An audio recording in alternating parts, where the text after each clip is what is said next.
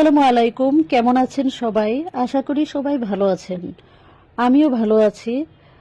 আমি আসলে আজকে আপনাদেরকে একটা পেন্টিং দেখাতে চাচ্ছি, যেটা আমি বেশ কিছুদিন আগে শুরু করেছিলাম, কিন্তু বাচ্চাদের কারণে সবসময় একটু ব্যস্ত থাকতে হয়। তাছাড়া আমার বাসায় সবসময়ই টুকটাক আত্মীয় স্বজন আনাগোনার কারণে তো বিভিন্ন ব্যস্ততায় সময় দিতে হয়। তো পেন্টিংটা এমন একটা বিষয় যে সবসময় করতেও মন চায় না। তো আমি এই পেন্টিংটা মূলত একটা গোধূলি এবং ক্লাউড মানে মেঘের উপর ভিত্তি করে করতে চাচ্ছি। তো এগুলো বিভিন্ন ক্লিপ নিয়ে আপনাদেরকে আমি আমার পেন্টিংটা কেমন আপনাদেরকে দেখাবো, এবং আপনারা ভালো মন্দ একটা কমেন্টস করবেন।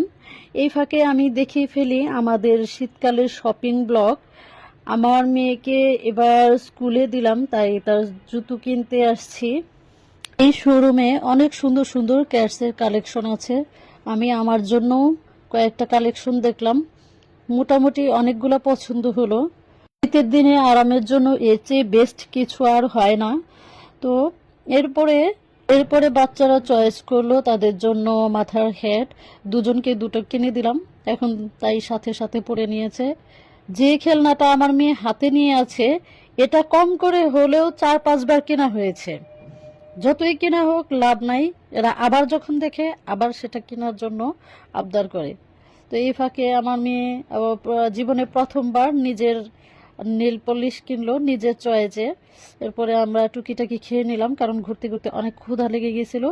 যাই হোক, এই ফাঁকে আমার পেন্টিংটার ফাইনাল লুক দেখিয়ে নিই। একদম ক্লোজ ভিউ দিচ্ছি যেন আপনারা প্রতিটি খুঁটিনাটি দেখতে পারেন, কেমন শেড এবং তার শ্যাডোটা কেমন আসছে। আপনারা সবাই নিশ্চয়ই পেন্টিং কম বেশি বুঝেন, ভালো মন্দ তো সবাই বুঝে।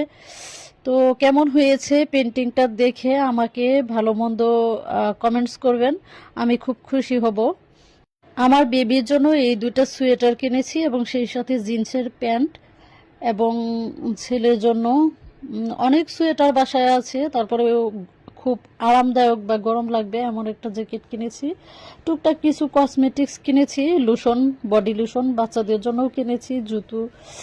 বাসায় এসে আমাদের প্রিয় পুদিনা পাতা চা খেয়ে নিলাম। তো যাই হোক, সবাই আমাদের জন্য দোয়া করবেন, ভালো থাকবেন।